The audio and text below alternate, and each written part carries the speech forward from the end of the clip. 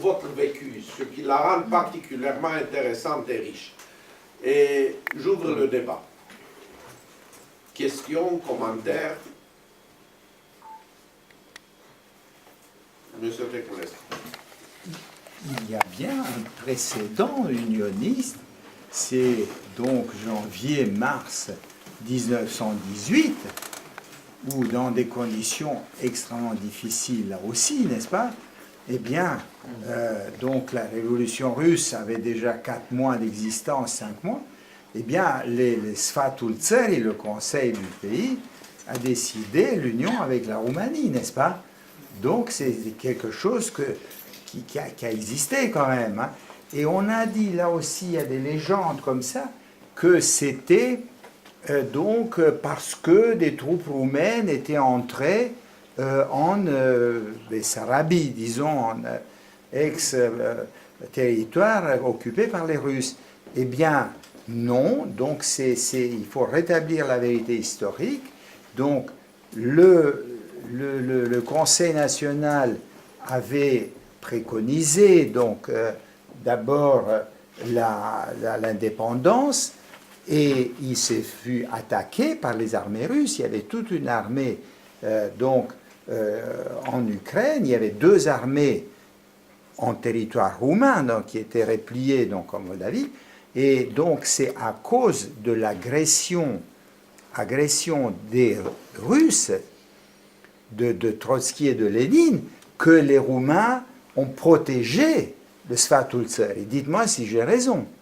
Et comme petit épisode aussi, ça mériterait d'être évoqué, c'est la soi-disant révolte de Tatar Bunar, une lamentable mise en scène trotskiste, hein, c'était donc en pleine époque, donc c'était 1924, bien sûr, août-septembre 1924, lamentable.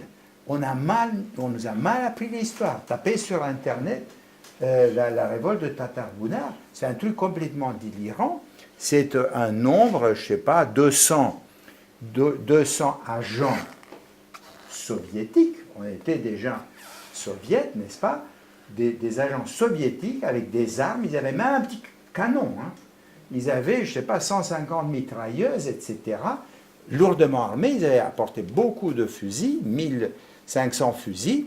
Et bien ces agents ont passé le Dniestre, n'est-ce pas, et appuyés par les gardes frontières soviétiques, hein, qui tiraient sur les gardes frontières roumains pour protéger ces agents qui traversaient le fleuve. Bon, et bien ces gens-là ont essayé, ont fait le tour de plusieurs villages.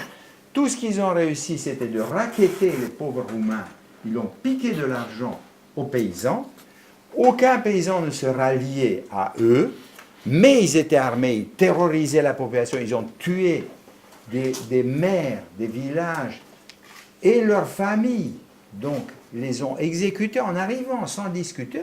Et puis après ça, bon, heureusement, l'armée roumaine est intervenue, n'est-ce pas?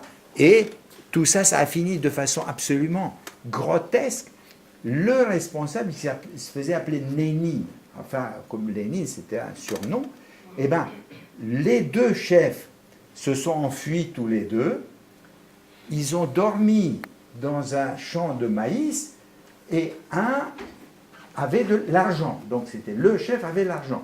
Son adjoint lui a volé l'argent qu'ils avaient piqué aux paysans roumains et il s'est envolé de son côté. Bon, enfin bref, voilà donc la soi-disant révolte.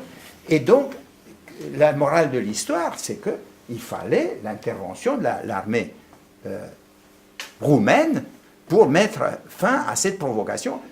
C'est Donetsk en tout petit. Hein. Merci beaucoup. Il faut rappeler ici encore une chose, que cette histoire de 1924 a été le prétexte pour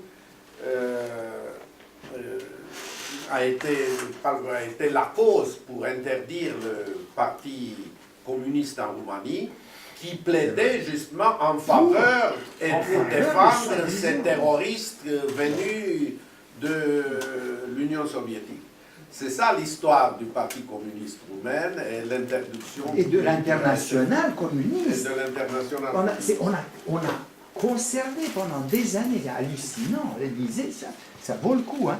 Pendant des années, on a entretenu, y compris dans l'intellectuelle française, on a entretenu ce mythe d'une révolte.